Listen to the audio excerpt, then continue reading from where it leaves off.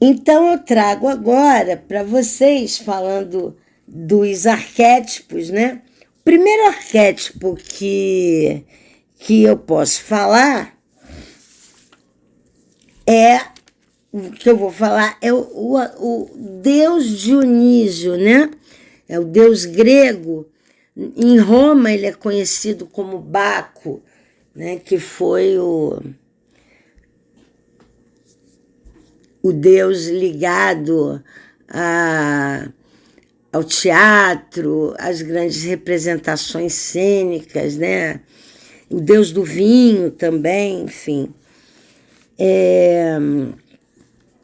E Dionísio representa a folia, a alegria, aquelas festas que ele fazia lá no início, né? Nesses festivais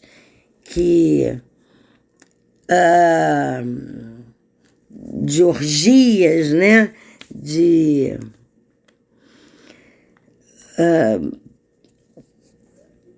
De dança, de bebidas, né? Muito vinho, né? Era, na verdade, praticamente o que a gente tem mesmo como origem do carnaval, né? E o que era isso?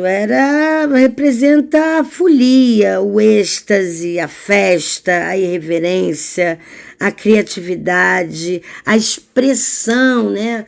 A necessidade dessa expressão e da libertação, né? Da liberdade, com certeza. Também do encanto, da magia, enfim. Então, o Dionísio, tanto que ele é um deus que de vez em quando visitava o submundo, né? Alguns livros até falam que ele teve um caso com a Perséfone, enfim, ele ficava um pouco no submundo, voltava para o Olimpo e estava sempre ligado a essas festas, né? As tais festas profanas, onde tinham muitos rituais também, mas que eram festas de alegria, tá? Então, essa é a origem do carnaval. Depois a gente teve isso na presença, né, do Rei Momo, tanto que o Rei Momo usava chapéu de guizos e máscaras, né, representando o fanfarrão, né, a fanfarra. Então, olha que interessante como a gente vê isso até hoje sendo representado, né, como arquétipo do carnaval. Então, realmente, essa origem está muito ligada mesmo. Bom, o outro arquétipo que eu vou trazer para vocês é o arquétipo de Áries. Quem foi Áries? Áries foi o deus da guerra, né? Em Roma, o nome dele é Marte. Então, era o guerreiro, né? Na própria foto aí de chamada para o programa, vocês podem ver pelas fotos que estão todas com os nomezinhos, vocês vão ver bem como se parece até as imagens de Áries, a gente pode, nos remetem a São Jorge, né? Então, Áries era esse rei da guerra, da mesma forma que São Jorge representa também a luta, né? A luta é contra o dragão, mas o próprio dragão aí já representa uma série de coisas. As histórias de São Jorge, elas são... não tem nada que comprove exatamente, né? Mas existem muitas histórias, muitas foram registradas, né? Mas sem comprovação científica, né? Há quem duvide, inclusive, da existência de São Jorge. Independente disso, São Jorge é uma força. Se ele existiu ou se ele é apenas um arquétipo, e esse apenas eu não estou usando no sentido de diminuir, não. Se ele foi um herói, né? um mártir, ou se ele... Aliás, mártir não, né? Porque pode... Embora ele tenha vencido dragão, ele foi exposto a muitas, segundo as histórias que contam, ele foi... ele sofreu muitas torturas e tal, enfim. Então poderia até ser chamado de mártir também. Mas o que eu ia falar, na verdade, nem era isso. Enfim, independente se ele existiu, se ele é um arquétipo, né, uma força que está no inconsciente, no nosso inconsciente, não importa, né? Porque não há dúvidas dessa força, dessa figura que representa a força, a vitória, a bravura, nosso guerreiro interno mesmo, né? Se a gente não tiver esse guerreiro interno para ser destemido, né? Para ter poder de lutar por um ideal, né? Para ter determinação, para conquistar e até para ter energia, né? Vocês vejam que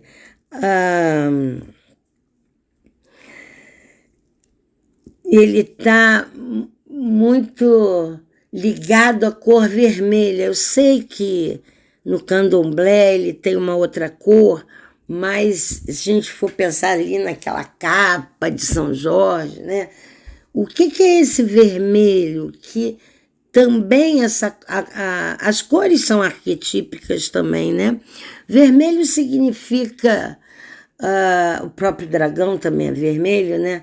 O vermelho significa sangue, mas não sangue no sentido negativo, né? Mas o sangue que movimenta o nosso corpo, nosso coração, esse sangue, esse coração pulsante, né? Que pulsa pela vida. O vermelho é também a cor do nosso chakra básico, que é um chakra que precisa de quê? De ação. Então também representa essa energia do chakra básico, né? E São Jorge, ele traz todo esse arquétipo, né? Inclusive o Leonardo Boff, ele falou uma vez que o povo tinha necessidade, né, de um santo guerreiro e corajoso. Por exemplo, São Jorge, ele na Capadócia, né, que seria a sua origem, ele praticamente não tem fiéis. Mas no mundo inteiro, por quê? Porque lá é um país muito mais islâmico e tal. Mas aqui no Brasil, na Inglaterra também, ele é o padroeiro, né? Mas aqui no Brasil, tanto que no Rio, o dia 23 de abril, que foi o dia do desfile, né, dia 23 de abril, é feriado municipal. No Rio ele tem muitos fiéis, né? E aí é interessante porque no Rio tem essa coisa também da feijoada de São Jorge, que é muito interessante como eles colocam São Jorge de uma forma muito humana, né? Ao mesmo tempo que cultuam o santo, ao mesmo tempo é como se ele fosse um irmão, um parceiro, um amigão, que está ali para nos defender, né, para nos proteger. E essa humanização de Jorge é nesse sentido. Jorge está ligado ao samba, Jorge é povão, né? É isso que eu quero dizer. Por isso é um santo tão popular, né? E para as religiões afro, São Jorge seria Ogum, no caso. Bom, São Jorge, ele em si já traz dois arquétipos, né? Ele traz o arquétipo do dragão. Dragão seria aí a parte negativa, né? Aquele que emite fogo, fumaça, embora em algumas culturas orientais, né, o dragão tenha uma outra conotação. Mas aqui ele representa a figura que a gente precisa vencer. O dragão, ele pode representar os nossos próprios medos, né? Vencer o dragão é vencer nossos medos, é vencer nossos desafios diários, né? E São Jorge vem também com um cavalo branco. O cavalo em si, só o cavalo, já tem essa questão da velocidade, de andar para frente, de atividade, né? De determinação, de energia. Mas, além disso, é um cavalo branco, né? Então, traz aí já uma coisa do imaculado, da paz, da vitória, né? Da força espiritual. Então ele já traz aí, se a gente pensar no dragão e no cavalo, só aí a gente já tem os elementos opositores, né? O bem e o mal. Da importância desses arquétipos que tem uma fusão, né? E essa fusão, esse encontro, né? A coexistência dos dois existem dentro do nosso ser, né? Porque a gente tem o bem e o mal, nós temos luz e sombra, né? E o encontro é a conquista da nossa autonomia, né? É a fusão do eu do ego, né? Eu no sentido de ego, com a nossa própria essência, né? Com o nosso eu superior. Então, é muito interessante a gente olhar por esse lado, né? Porque são dimensões do nosso eu, né? São dimensões do nosso próprio eu. Bem,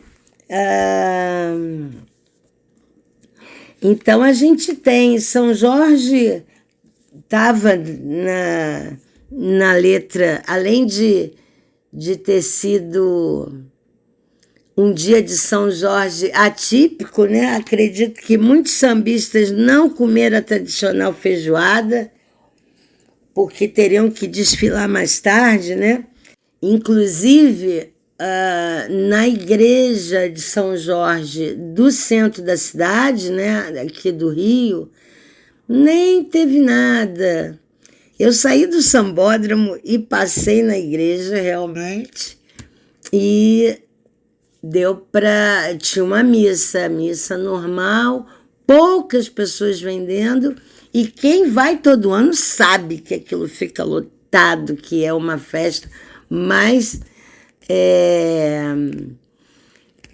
eles não quiseram ousar tanto, né? Porque a igreja fica próxima ao sambódromo, não quiseram deixar ali o sagrado e o profano coexistindo, né? Num espaço tão próximo. E aí, por isso, as festividades de São Jorge, nesse dia, passaram para uma outra paróquia de São Jorge, que esqueci até o bairro que fica, agora, em Quintino, fica no bairro de Quintino. A gente teve teve São Jorge representado em várias escolas, ou como São Jorge mesmo, tá? Ele aparece como São Jorge, que eu lembre assim, tanto na Grande Rio, como no Tuiuti, se não me engano.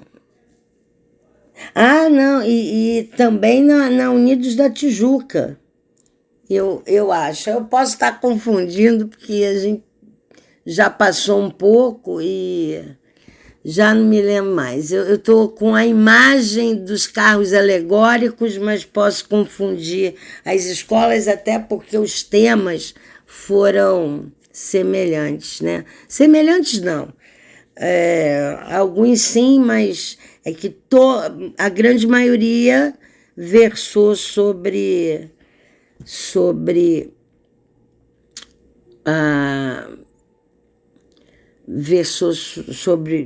a cultura negra, né?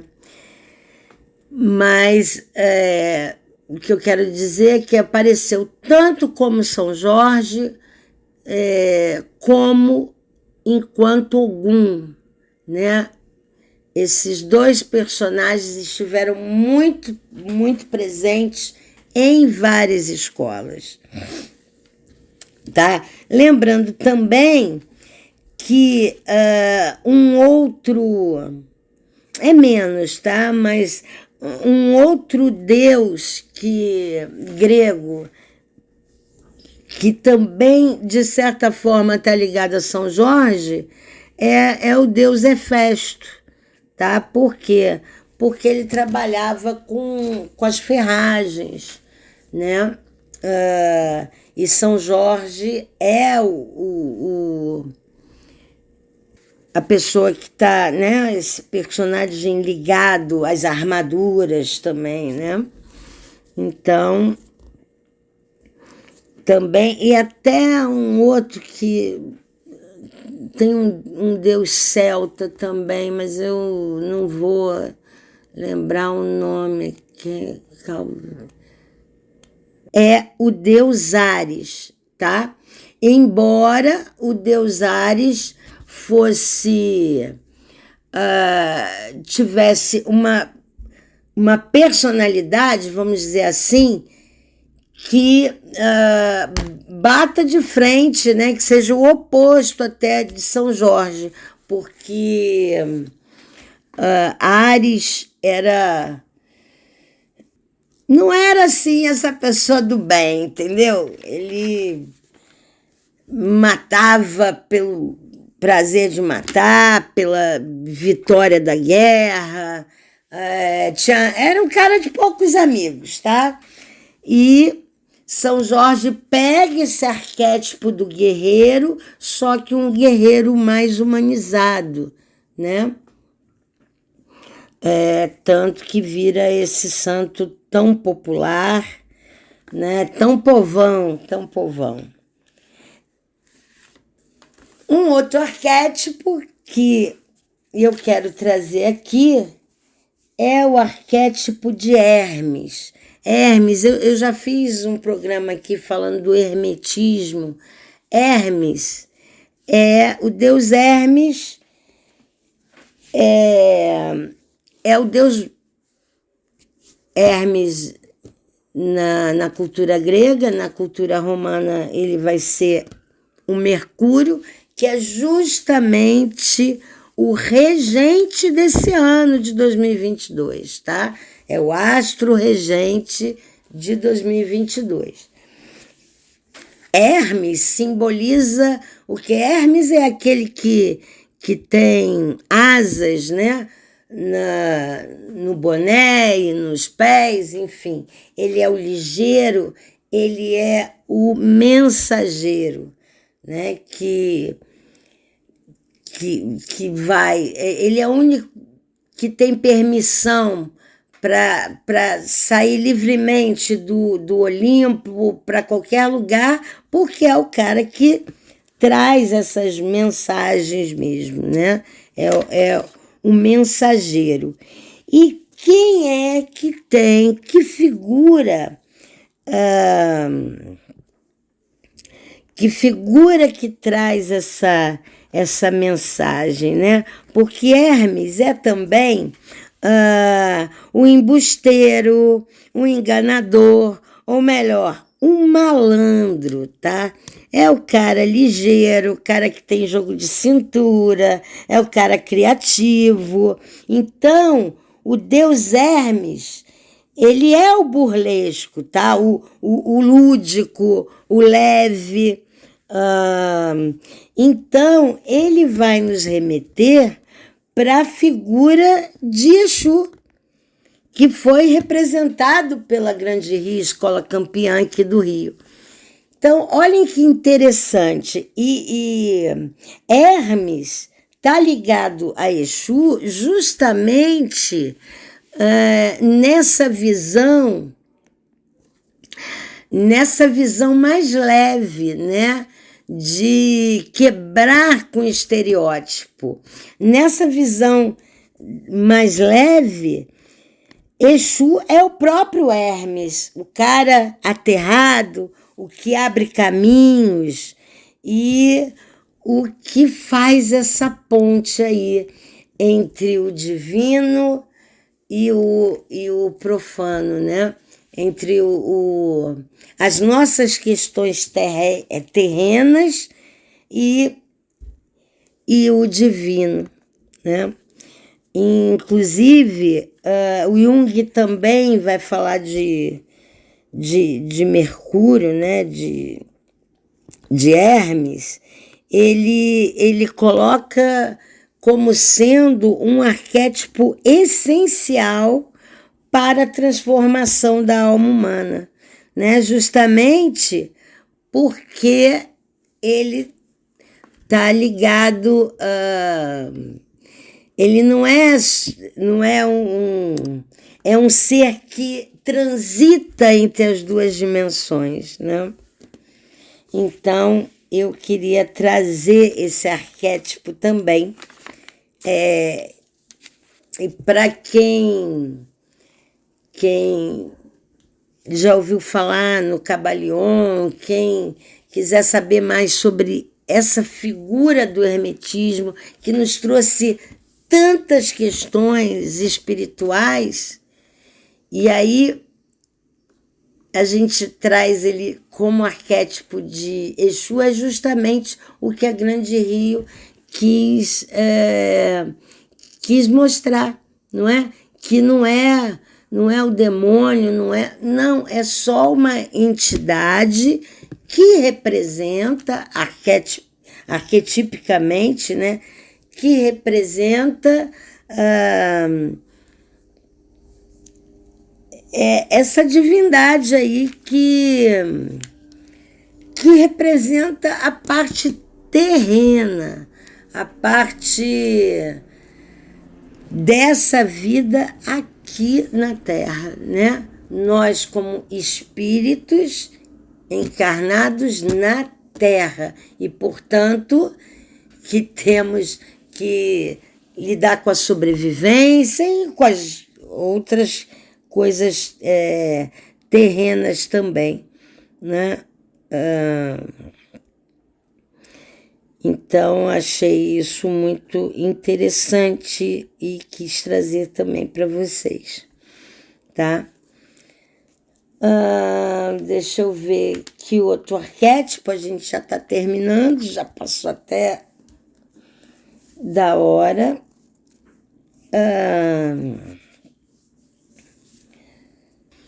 O outro arquétipo que a gente tem é o de Deméter. Por quê? Deméter fala da mãezona, da grande mãe, da mãe que é super protetora, né?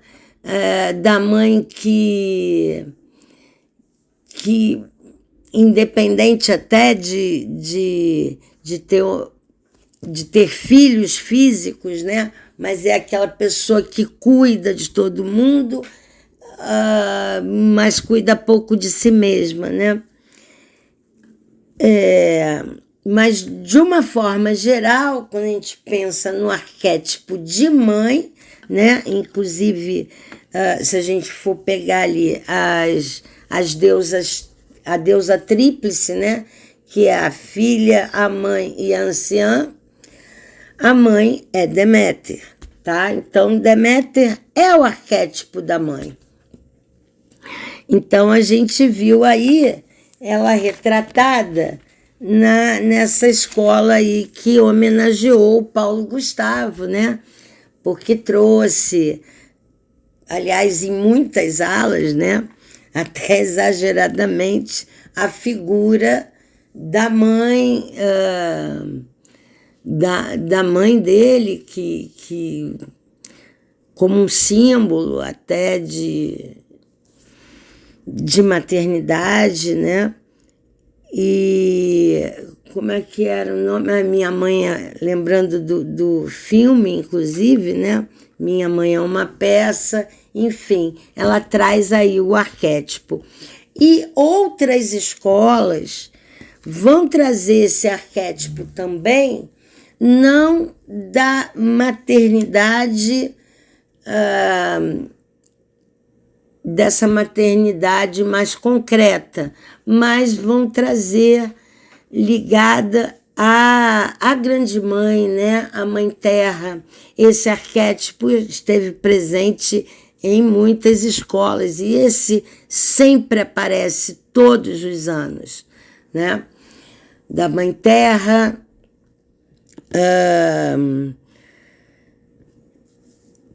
que é um arquétipo de Deméter também, até porque Deméter era a deusa Ceres, que cuidava da agricultura, e a terra seca justamente quando a filha dela, Perséfone, some. Mas se vocês quiserem saber dessa história, vão lá procurar, que tem lá no YouTube ou na rádio, tem o programa só sobre Deméter, outro só sobre Perséfone, que é a filha de Deméter, aí vocês vão entender essa história toda. Mas, enfim, Deméter representa a Mãe Terra também, Gaia, né? Então, ela representa porque ela era irmã de Zeus, quando Zeus dividiu os poderes, né? Poseidon ficou com o mar, Hefesto ficou com o submundo, enfim, cada um. Deméter ficou com a terra.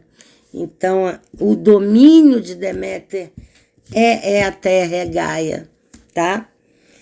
Então, esse arquétipo também apareceu nessas duas conotações, né? Enquanto Mãe Terra aparece praticamente... Não tem um ano que não apareça, né? E apareceu em várias escolas esse ano também. E para completar, como não poderia deixar de ser, né? Eu comecei com Baco, né? Que é o deus Dionísio, e quero encerrar com Afrodite. Por quê? Porque Afrodite vai estar presente em tudo aquilo que gera beleza e alegria. O carnaval é uma festa afrodisíaca, né? Por quê? Porque ela remete aos prazeres, aos encantos, à beleza, às sensações, às emoções. E Afrodite é tudo isso. Nos remete à abundância também. E os desfiles são abundantes em muitas, né? São expressivamente abundantes. E além de Afrodite simbolizar também a própria liberdade. Então, justamente quando eu falei do simbolismo do carnaval, né, que ele num determinado momento representou um momento assim de liberdade contra tanto a repressão, Então, é a repressão do próprio corpo. Então, a gente vê nudez. Afrodite é a deusa nua. Claro que ela é a deusa nua não só no sentido da nudez física, né? Ela é a deusa nua porque ela é plena. Ela não precisa de nada para ser feliz. Ela não precisa ostentar nada. Ela vive no momento presente, vive intensamente. E o carnaval é uma emoção intensa também. Então, Afrodite está presente enquanto arquétipo em todos os carnavais. Ela é a própria manifestação dessa alegria, liberdade, criatividade e espontaneidade do carnaval. Eu esqueci o aspecto da criatividade. Gente, é muita criatividade, né, para montar a partir de um enredo todo aquele espetáculo. E tudo isso é realmente Afrodite. É interessante também lembrar que Afrodite foi casada. Vocês lembram que eu falei que São Jorge tinha o arquétipo do deus Ares, né? Mas que também tinha um outro arquétipo, não tão forte, mas também tinha um outro arquétipo que era do deus Hefesto. E só para cruzar aí essa informação, Afrodite foi casada com Hefesto, né? E teve um caso com Ares. Então, só para ficar registrado aí. Mas, na verdade, isso realmente não é a parte mais importante, né? Só um adendo aí. Mas, enfim, queridos, espero que vocês tenham gostado. Acabou ficando longo demais. E eu estou preparando uma série de programas que realmente vão ser bem mais curtos, porque eu acho que fica muito cansativo. Mas quando eu vi, já estava fazendo, mas quando eu tiver um tema, eu vou dividir ele ao meio e realmente buscar uma fatia dentro daquele assunto, sabe? Para poder... para que a gente consiga ter programas mais curtos, não ficar tão cansativo. Mas eu espero que vocês tenham gostado de ver tantos arquétipos no carnaval, de ver esses deuses, esses 5 deuses entrando na folia, como eles participam dessa folia, né? É como se eles tivessem descido do Olimpo diretamente para Sapucaí. Pelo menos foi essa minha viagem. Engraçado, isso dá um enredo, hein? Olha que isso dá enredo. Eu vou ficando por aqui, tá? A luz que brilha em mim, saúda a luz que brilha em você. Então, gente, amém para quem é de amém, axé para quem é de axé, namastê para quem é de namastê. E contra qualquer tipo de intolerância religiosa, porque Deus é um só e sua essência divina está em cada um de nós. Até!